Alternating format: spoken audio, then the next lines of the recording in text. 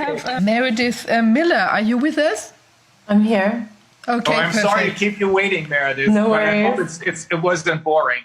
It was fantastic. So you are a trauma coach, author and speaker, and you, as we have here the information, you teach the mindsets, tools and actions to help others recover after relational trauma. And in fact, in this point in time, we have a really problematic relationship between government and the people. So this is also a trauma. We're basically in a trauma post or still ongoing trauma constellation.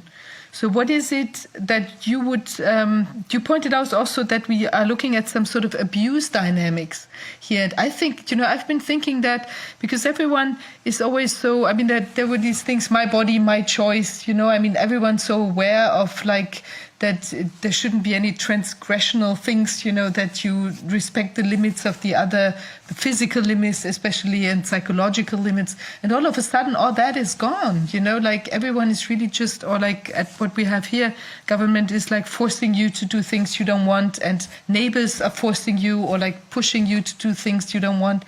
And it's a very strange dynamics. Yeah, I'm curious what you have to say about this.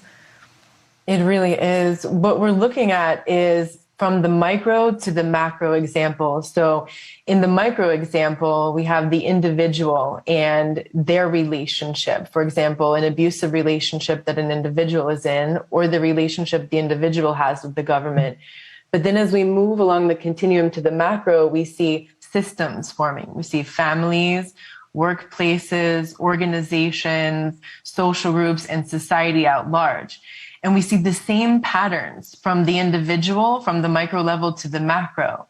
What happens in the systems, starting from the family all the way through society, is it takes on additional characteristics because the system is greater than the sum of all the individual parts that make it up. So what we can look at is the appearance of these same patterns of abuse. And I think one of the most important things to look at is the cognitive dissonance. Mm-hmm. Cognitive dissonance, for example, at the individual level, let's say you have someone that you love, a sister, a friend, someone in an abusive relationship, and you sit them down and you say, look, I think you're being abused. This happened, that happened, that happened. And what you're doing is you're presenting evidence, facts, logic to this person about what you're noticing. But what happens?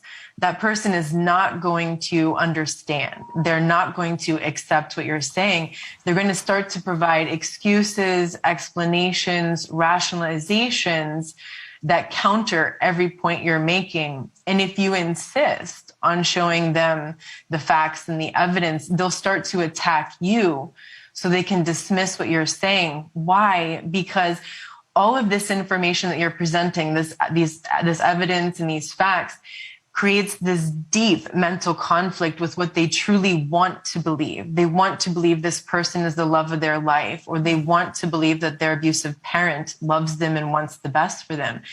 And this mental conflict is irreconcilable. So what happens is the brain, and not the logical part of the brain, but the more primitive parts of the brain, goes into denial. It's like a short circuit on an electrical system. This is a built-in survival mechanism into the human being. But unfortunately, this is also what keeps people stuck in abusive relationships, because they stay stuck in that state of denial, of defense, where they can't see the truth. So there really is no waking people up to the abuse. There is no presenting them with sufficient amounts of truth and evidence and logic that will snap them out.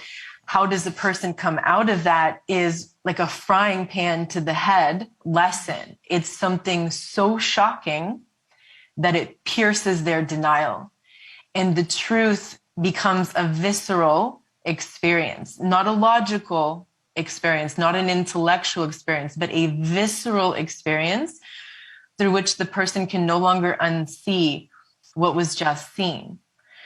And so we see that same dynamic, the cognitive dissonance. We see lots of individuals in the cognitive dissonance. Many people want to believe that their government wants the best for them, that the government is there to take care of them, to protect for them, to provide for them in some kind of way. And they would never do such a thing, such as that which we're observing now in the world. And we can even look at terminology. You know, it's amazing the abuse of language that they've done since the beginning, since 2020, when this hypnotic induction began into this trance. Words like social distancing, this phrase in itself elicits cognitive dissonance. Why? Because these two words are complete opposites. We have social, which means connection. And to the mammalian brain, because humans are mammals, social means safe. Being connected with other mammals and other humans makes us feel safe. It makes the nervous system feel safe. Distancing is the exact opposite. It's a disconnection. It's not social.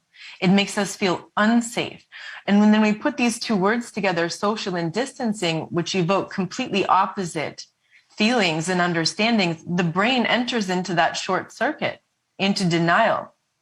So it becomes very difficult to think when we're in that state. Wow. Unless you question what's going on, right?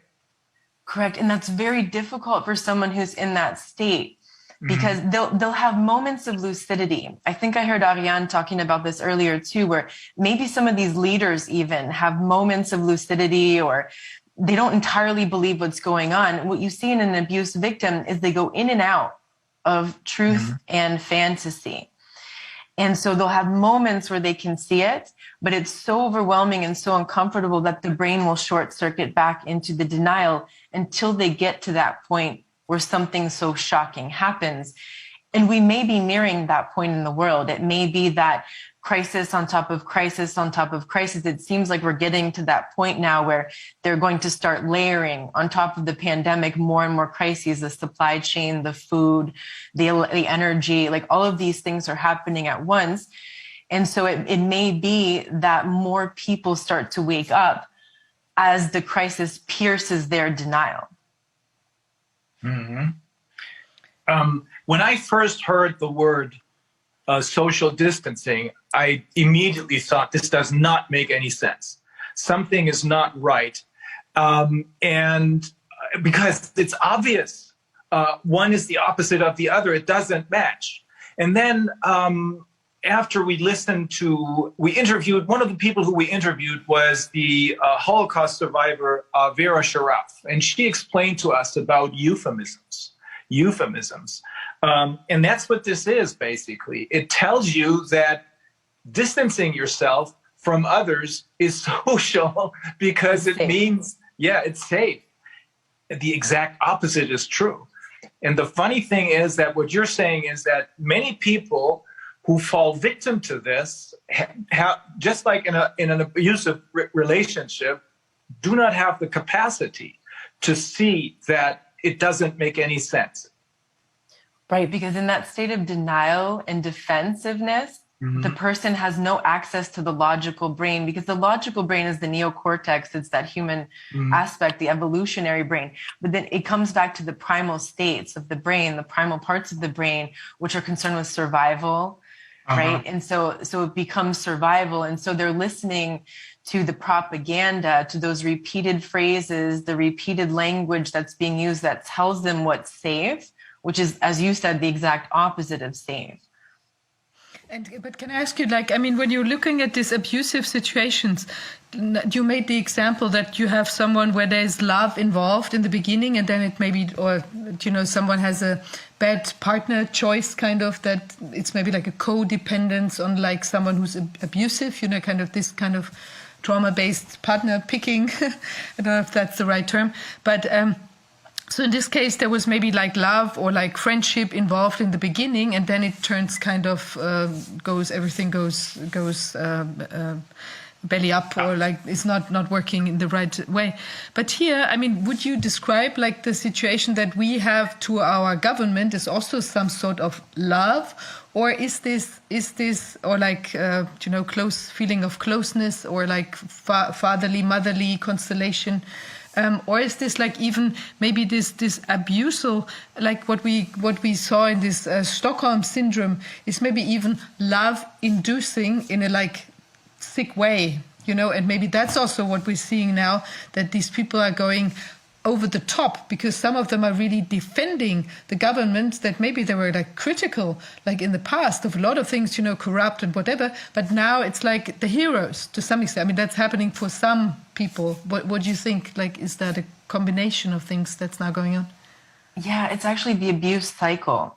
So there's two phases in the abuse cycle, what we call love bombing. And that doesn't have to be in a romantic sense. It can be someone giving you compliments, paying you for things, buying you things, sending you economic stimulus money in the mail, for example, or providing free food, or the government just telling you, we want the best for you. Your health matters. You know, this is the important thing. We just want the best for you. We're trying to help.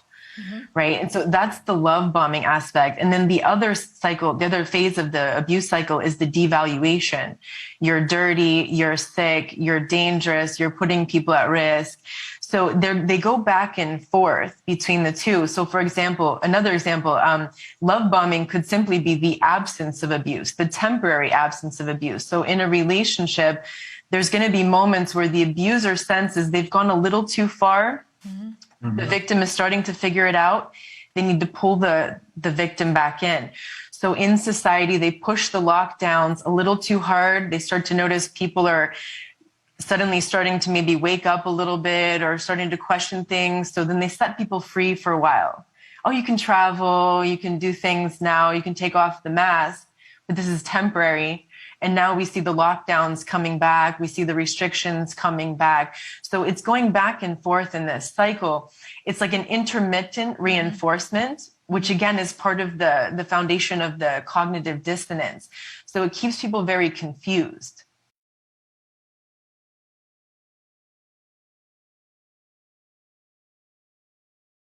Yeah. Mm-hmm. That's very interesting, and do you think you know, I asked this question to Ariane before.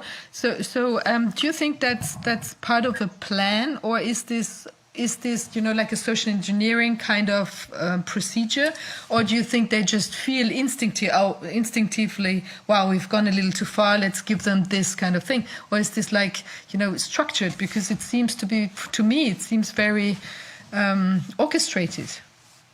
From my perspective as well, it seems highly orchestrated. I agree with Ariane, what she said about this is actually a continuation of Nazism, because after World War II, America, for example, imported hundreds of Nazi scientists in Operation Paperclip, and they put them to work in psychiatry, in government organizations. In psychiatry and psychology, they ended up working on behavior modification science.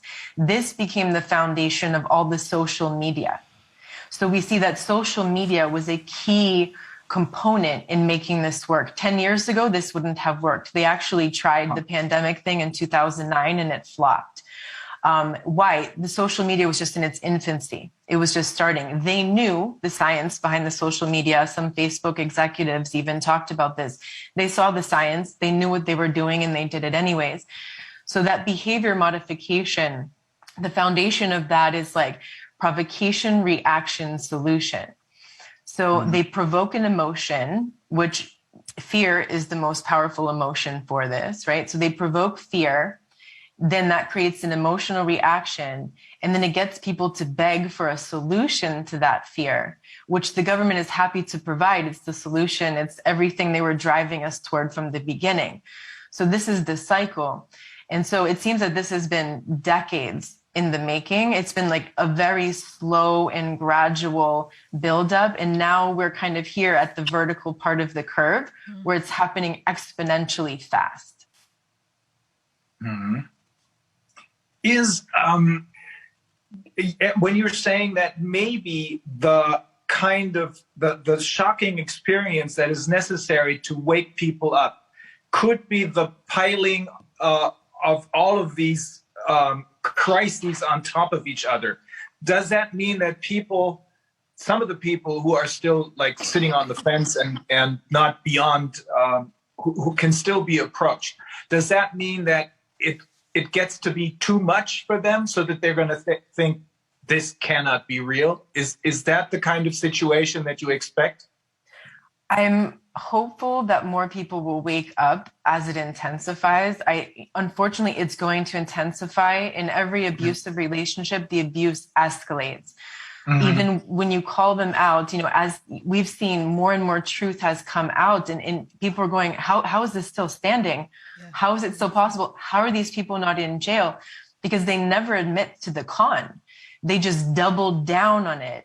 And they go back to that gaslighting campaign. And so what we've seen since the beginning of 2020 is a massive gaslighting campaign. For those who aren't familiar with that term, gaslighting is a distortion of the perception of reality to the point where a person starts to think they're crazy for questioning the reality that's being promoted.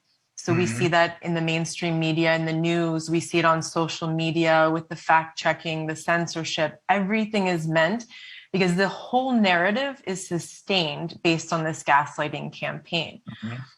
So I'm hopeful that maybe more people will start to wake up as the intensity and the shock of the things that are happening pierces their denial. The other problem is that we're going to see an epidemic of mental illness because there's going to be so many people that are so severely traumatized that are unable to see reality when it's revealed to them. So they're going to go into states of mental illness. Earlier, you were talking about the delusional psychosis. That's one of them, but we've even seen, so what happens is when people get into this state, they feel like there's no way out, right? That becomes part of the learned helplessness. And so then they develop self-destructive habits. It's like a feedback loop that happens and it just gets worse and worse. And so we've seen, like last year, 600% alcohol sales up. We've seen a great increase in drug overdoses, increase in suicides. Last year, some doctors were saying they saw a year's worth of suicide in 1 month. Yes. So we're seeing, the self-destructive, and we're seeing also, that's the individual. We're also seeing relationally what this is doing in relationships between people. It's driving people further apart. It's causing this great polarity. It's causing this great tension between people. And also when we as individuals are traumatized, it becomes very difficult to connect with other people, to get that co-regulation that mammals need to feel safe and social, because trauma is a disconnection. And that's really, the pandemic, the plague that we're in right now is disconnection. They're having us disconnected from other people, disconnected from ourselves, because this whole gaslighting campaign, it teaches you not to trust yourself, not to trust your perception of reality, not to trust your sense of self and your God-given right to sovereignty. It's actually part of the cult dynamic. So that's where the system takes on additional components that the individual or that micro relationship doesn't have.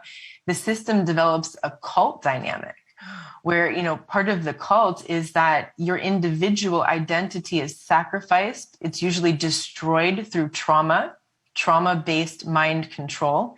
And as your individual identity is destroyed, it's replaced with the group identity, which also corresponds to some of the things that Ariana was talking about earlier, that there are some individuals that have the capability of stepping out of that group identity and recognizing they have the right to think for themselves. They still have the capacity to think for themselves, because when you're in that group enmeshment, in that identity, it's terrifying to leave, not intellectually, but at a deep primal level in the brain, because we were programmed biologically for survival that we need the herd to survive. So even if the herd is marching toward the slaughterhouse, it's easier to go along because it's so difficult to think for yourself and it's terrifying to be outcasted. And that's exactly what happens to people who question the abuse, people in cults who wake up. And in the very basic structure of a cult is an abusive family.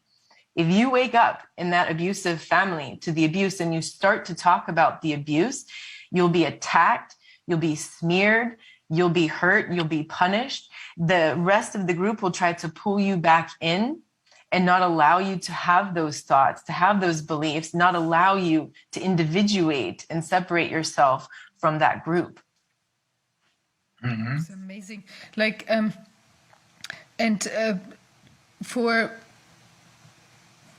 when we're looking again at the normal abusive constellation between maybe two people, or like also it could be like what you mentioned, like a cult, like some sort of sect where people join and they want to break free from that. The only thing you say is like a shocking constellation. And is there anything else that motivates people to get out of that? So when I'm working with people one-on-one who are trying to get out of abusive relationships, I tell them that cognitive dissonance, it's going to dissolve in a spontaneous moment. That's the part that we can't control. That's the sudden divine intervention or whatever that is that brings the shock that pierces the person's denial. But how can a person help themselves to get there is relentlessly facing the truth. And the problem is that this goes against our entire biological programming. We were programmed to seek social belonging before truth. We will sacrifice the truth in order to have the social belonging. So that's that group dynamic. So a person is going to have a difficult time doing that, even in a one-on-one relationship, because there's a sense of belonging in that relationship. And because the other person has told them that they'll never find anyone else to love them, they'll never find anyone else to accept them. This is as best as it's going to get. Don't you dare leave. So the person is terrified to leave this dynamic. And could it be if you offer like a different peer group, say like, for instance, it's the grass is greener over here, come to the other side and get out of that abusive thing and have fun with us. Is that sort of inspirational from your experience in situations that are not going well? Usually a person will reject that. They will find any way to reject, to attack anything that's confronting what their fantasy, what they want to believe about the world. And so that's why the victim needs to face over and over again the truth. We have victims write what's called a sobriety list. Write down everything that person did from the very beginning of that relationship that was hurtful, manipulative, abusive. Why? Because as soon as their mind goes back into the denial, or they want to indulge in the fantasy, which they're highly invested in, they pull out the list and they start reading these bullet points of everything that happened. And maybe at some point something jars their mind and they come back into lucidity. So they have to face the truth over and over again. But the thing is that this can't come from outside.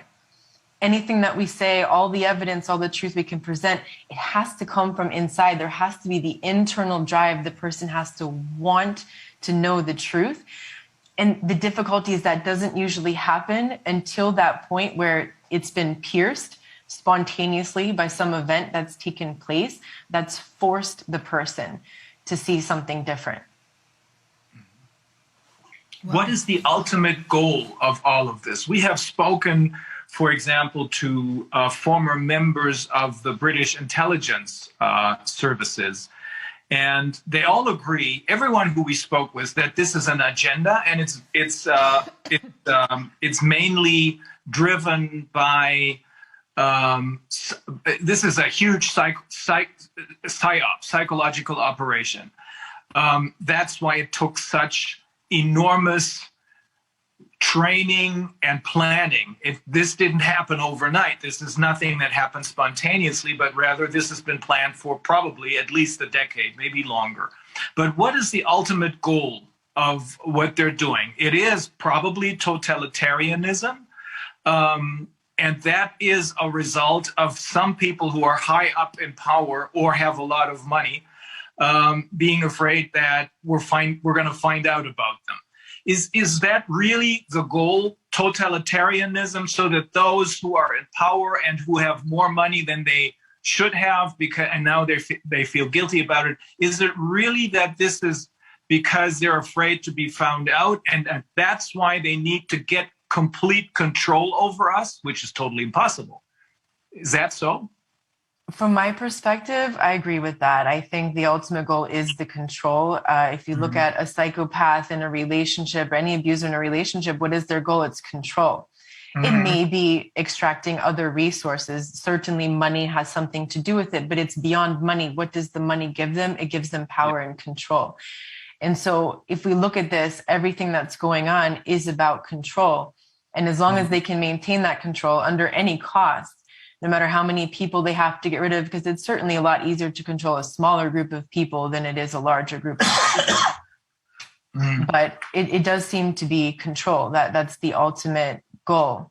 That's why all of the abuse dynamics work. That's why as soon as they sense they're losing control of people, they're going to come back and start giving us something, to seduce us back into the dynamic. So, and the way out, this is what I wrote down. The way out is relentless confrontation with reality, what's really going on, with the true facts. The way out of the cognitive dissonance, the way out of the bigger picture, I think, is self-responsibility. I think as each individual takes personal responsibility of their life and of their choices and of resolving our own traumas, because we've all been born into this world that is founded on trauma, from transgenerational trauma in families to larger historical traumas. Even birth can be traumatic. We have to look within and recognize what are the traumas that we still have left unresolved within us, work on healing those, work on taking greater responsibility of our life, because that self-responsibility is the threshold between the victim stage, which is based on powerlessness, which is where the great majority of people are at right now, and to the stage of being a survivor and being empowered.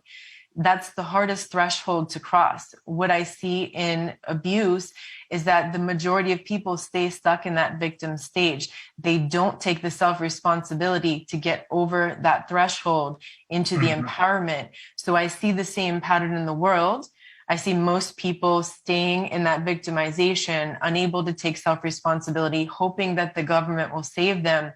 We have to save ourselves. We have to take responsibility for our part. And I think that's the amazing thing, because we individuals form the collective, right? So as we individuals work to heal ourselves, as more of us work to heal and take responsibility for ourselves and what we're producing and contributing to the world around us, even if that's just our family or a very small social circle locally, that spreads. That becomes something that ends up healing the world. I think another thing that's a mistake is to focus on changing the world, because the change starts inside, right? That's the only thing we have control over. The learned helplessness, complete loss of control. So people give up. They go into states of despair. It makes them easy to control. So what can we take control over? Not everything that's out there, but what's inside here. Makes perfect sense. But Professor Desmet from Belgium, the psychologist, the psychologist and psychoanalyst, he said that the totalitarianism, just what you mentioned about like the abusive situation, has a tendency of growing wilder and wilder as time passes. So why is that? Is it because they feel that it's becoming like the illogical, or like the abusive part is becoming more obvious to the victim, and that's why they think they want to push it a little bit further, so in order to get back on power? Is it like a some self-propelling kind of scheme? Why do you think that it might be? I think it's that the controller, the abuser, the psychopath is seeking the thrill. It's like a heroin addict. They need more and more and more to get the same feeling. So in an abusive relationship, the abuser is chasing the dragon, looking to get more and more of that thrill, which means they need to go more and more beyond. They need to constantly increment the abuse that's taking place.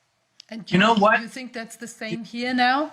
I think it is. It's like an addiction. It's a very sick addiction that they can't control. So it's not about like I don't know, just like keeping the game on because they're afraid of that they might be if it all goes down, that they might be jailed or something. But it's also the kick at the same time that it's kind of, I mean, not sort of on a sick way. It's kind of fun to see people like being more and more put down and, you know, abused and. Yeah, it's both of that. It's the perversion of needing more of that control, more thrill to get the same reward, the same feeling, the same dopamine hit that they got from it. And also, as was mentioned before, you know, the fear of being found out, the imposter syndrome, which the covert form of abusers, what we're seeing now is the covert form of what happened in Germany in the 1930s and 40s. That was a more overt. It was more obvious. The covert is the more sophisticated version. And so the covert abuser, the more sophisticated abuser, has a deep insecurity and a deep imposter syndrome. And like Ariane was talking about earlier, the mediocrity, being terrified that they're going to be exposed for being mediocre, unqualified, not the image that they're trying to create. It's about maintaining that image. So being terrified of being found out that they're actually not what they're claiming to be. Mm-hmm. Wow. The covert version of what happened overtly in the Third Reich, it is becoming more and more overt now, and that means that it's escalating, and that means, in my view, from what you're telling me and from what we've heard from all the psychologists and psychiatrists, that the other side too is in a panic. Not all of them, maybe. It's probably a mix. If I get you correctly, it's a mix of seeking the thrill and at the same time being afraid. Oh my God, this time they're going to really get me. This time they're going to really find out. So we're going to have to go further and further and further. Is that what's happening? I think so. Huh. And you're right, it is becoming more overt. And that's the thing that happens in an abusive relationship as well with a covert abuser, because there are different types. And of course, they can go back and forth in the tactics, because when you're behind closed doors and no one in the outside world can see, that's when they can be more overtly abusive. But when they're in front of other observers and people, then they have to be more covert. But over time, that covert abuser does become more and more overt. Mm-hmm. We have a friend in Finland. She, I guess I shouldn't expose her identity, but she's very good friends with someone who works for the European Commission. And when these commissioners get together, she explained to us, this is what her friend told her, and they watch the news, or they're in a meeting and then they watch the news or watch what's going on outside of their little European Parliamentary Bureau. This is what she explained to us, they actually laugh their asses off because they can't believe how stupid people are. Is that typical? Yes, and I think this is the thing, we're human, right? We've all had this thought, like, how can people be so stupid? I admit I'm not above this. But this is where we need to bring in the humility to understand that this is not an intelligence thing. This is not about intelligence. This is the primal parts of the brain. The human nervous system was just programmed to respond this way to stress, to abuse, to trauma. They know this. They've known this for decades in the research that they've done with trauma-based mind control. They have done this on the public for a long time. They even use entertainment, Hollywood, to carry these sorts of things out. So I think that we need to have compassion for people, just like we would have, imagine if that was someone that you loved and they were in an abusive relationship, to have compassion, but to also have boundaries, because that person will attack you, right? If you try to show them that they're in an abusive relationship. So it's also important to have those boundaries and to connect with people who are living in reality, because that keeps you sane. When you're trying to escape a cult, even a family that's abusive, you need to have allies outside of that system who are living in reality, who can validate reality, because everybody living in that system is living in that delusional psychosis, the very distorted reality.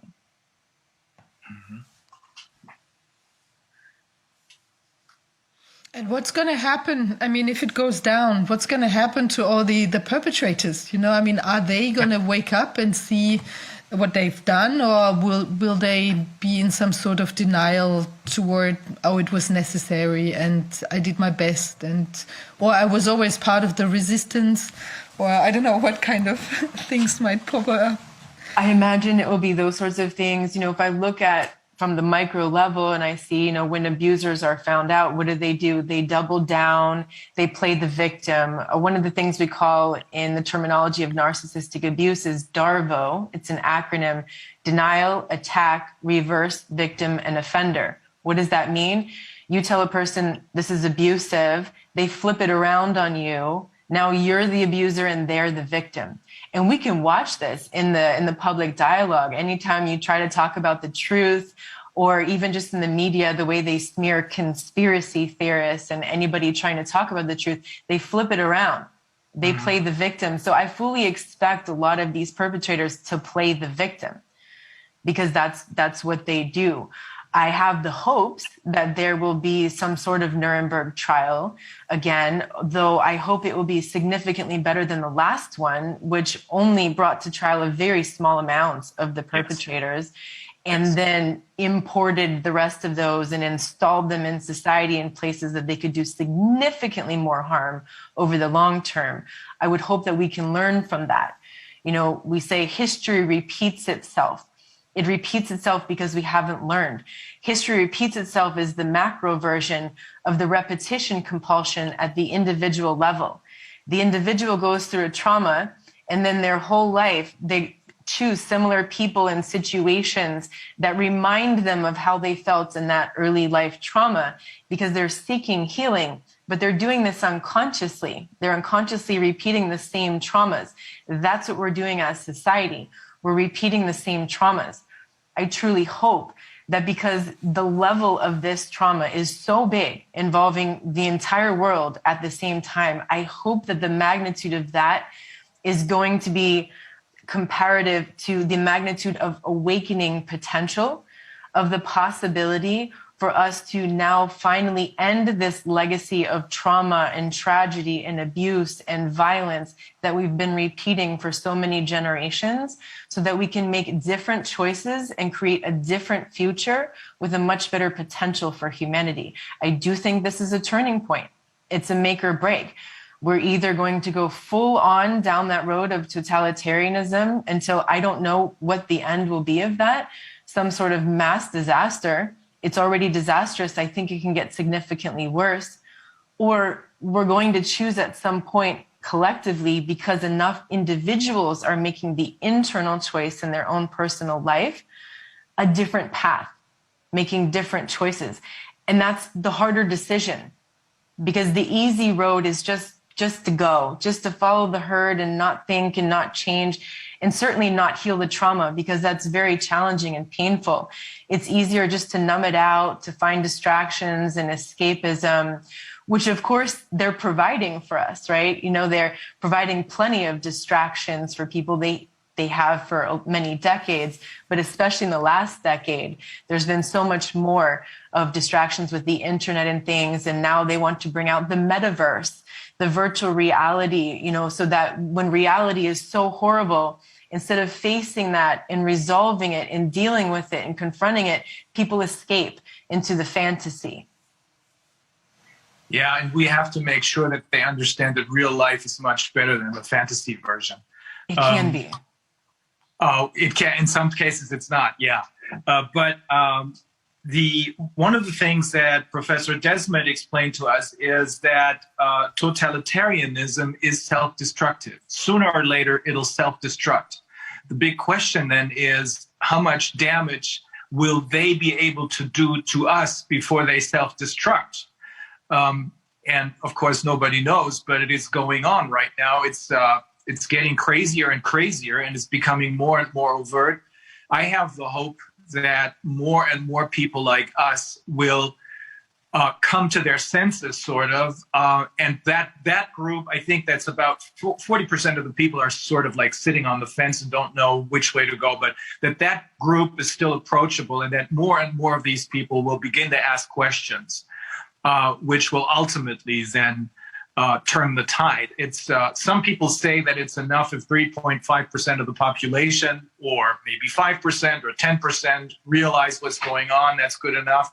I'm not so sure about that, but it definitely is important to have those who can make decisions, rational decisions, on our side, because I have a feeling that those who have fallen victim to this narrative are the ones who, as one of those psychiatrists who we spoke with explained, escape into not fantasy, but they sort of revert to what is it? What's the word? Infantilization. Yeah, that's what it is. They don't want to grow up. They just want to keep listening to someone telling them what to do. So this group of people cannot be approached by us, but it's not really important either. I hate to say that, but it's not really important. Those who are willing to think outside the box and who are willing to question authority, they're the ones who are finally going, in the long run, are going to make the difference, I believe. And those are the ones who are on our side already. I hope many more will join. Yeah, there's really no convincing people. Just like there's no convincing a victim that they're in an abusive relationship. There's no convincing that group of people to see reality because they don't want to see it. That infantilization process has been happening for a long time in society. Yeah. So unfortunately, a lot of people look to the government, to the state as mommy and daddy to protect them, right? That's a fantasy. That's not real. And it's unfortunate, but then there are those who have the more functional adult capacity in their brain to say, no, I need to take the responsibility to rescue myself, to provide for myself, to provide for my family, because the government is not going to do that. That's not their job. So this is what it boils down to: infantilization versus self-responsibility. Yeah. Mm-hmm.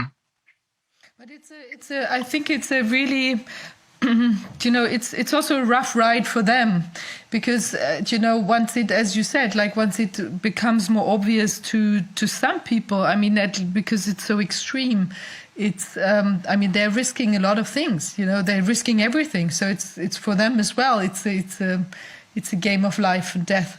Because they're going to be I don't think that people would kill them because, obviously, we are against violence anyway, but I think it's more that they'd be socially destroyed, if this becomes if it becomes obvious to a lot of people what's been going on. Right. At what cost? I think that's something Rainer had asked earlier too, how far does this go? Even though the totalitarian system eventually will implode, just like every abusive relationship, but at what cost?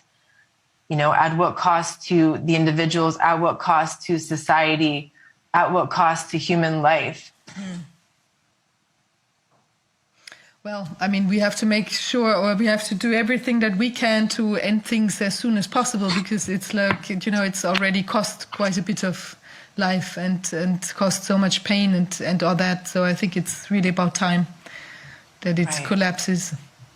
And because, like you said earlier at the very beginning, we're not even in the post-trauma phase yet, right? So we haven't even begun to see the long-term effects of what's already happened to this point. This is going, especially among the children, this is going to have severe long-term repercussions, the post-trauma of this, and it's going to require a lot of healing. Even if this just ended suddenly now, today, no more damage, there's still significant trauma to work through. Yeah, that's true. Wow, so it's a lot of work. It is. Ahead of but us, it's worth at any rate. It's definitely worth it. It can only get better. That's the thing about trauma, is that trauma is both destructive and awakening. The trauma destroys the sense of normality. The person never can go back to who they were before the trauma. We as a society will never go back to what we used to call normal. It's gone for good. We need to mourn that. Part of healing the trauma is a grieving process. That's gone now. But that's not necessarily a bad thing. because now the awakening of the trauma that destruction of the trauma allows us to create something better, allows us to create something new, reaching new potential that we perhaps couldn't have contacted within ourselves individually or even as a society until that trauma took place. So it comes with both a curse and a blessing. Well, I can definitely see that there is light at the end of the tunnel. I agree, and I really hope that that happens soon. Yeah, me too. Huh. But you know, I think what the good thing is about this also is that it's such a huge collective trauma. I mean, it's good and bad at the same time. But maybe if you come out of like a personal abusive relationship, you know, I mean, there's maybe also something like individual guilt feelings or like anger and all that. But now if it's also possible to, you know, then maybe hopefully join with others in this collective anger and frustration and pain and sadness, you know, that's also something, if you do this collectively, I can see also that this might propel like the healing process, just like as if you do like, you know, self-help groups with other traumatized people, you know, in this talking about it, like in the group together and find new ways. I think that can also, you know, speed up things in a way. That's what I would hope. That co-regulation is part of what helps us heal the trauma. So as we connect with other people, you know, why are things so traumatic, especially in childhood, if no one was there for you? Maybe two children went through a very similar experience. One children had a parent, a caretaker, someone who was there for them, who hugged them, who held them, who made them feel safe and connected. They're not going to have such severe post-trauma, maybe not even have post-trauma after that event. The child who was left alone, abandoned, not believed, told it was their fault, that sort of thing, that child is going to have severe trauma. So if we connect with others, other people are there, other people see the same reality, other people feel the same emotions, we process this grief together, we connect together, this is a very healing thing that can be done. The challenge for so many people right now, I think, is so many people feel so alone. And that's the whole purpose of this, the social isolation, because the isolation is necessary for the abuse to take place. So many people see the truth, see reality, but they feel so alone because maybe no one else in their life or very few people in their life can see it. And that's part of the traumatization. So I think it's amazing the work that you all are doing to bring people together, to connect everybody who's seeing this sort of thing so we don't feel so alone, so we do feel more connected. Yeah, we're all trying to play our part in this game, and we're trying to take over the lead roles. You are, we are, all of the good people who are really interested in the good of mankind. We don't pretend, we mean it. Because if we didn't, we wouldn't do this. Right. Okay. Yeah, very interesting. Meredith, this was great. Thank you so much. Thank you for inviting me. Oh, thanks for being here. And I apologize for keeping you waiting, but no I see that you did enjoy listening to Ariane. It was great. Thank you so much. Okay. Thank you. We'll stay in touch. Okay.